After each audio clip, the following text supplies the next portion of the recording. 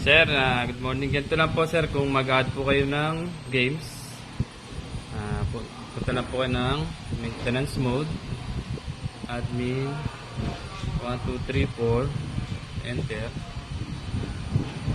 then maintenance mode, yun po natin siya, then okay, save setting,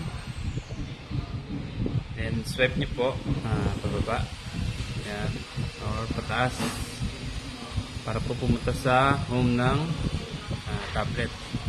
Pag ayaw po, swipe nyo lang po pababa, din punta ng setting, apps, then iPlay Kiosk, hanapin nyo po yung home app, ilagay nyo po sa quick step para lumipat po siya sa home screen ng tablet natin. Yan po.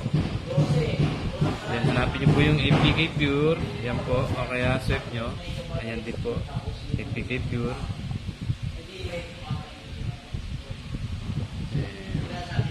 Yan po ay magsa-search, ayan, may search box po ron. Ayan po, search nyo lang po yung games na gusto nyo i-download, then install, yun po, ganun po. Then ibalik nyo po ulit sa maintenance mode after nyo mag-download ng games.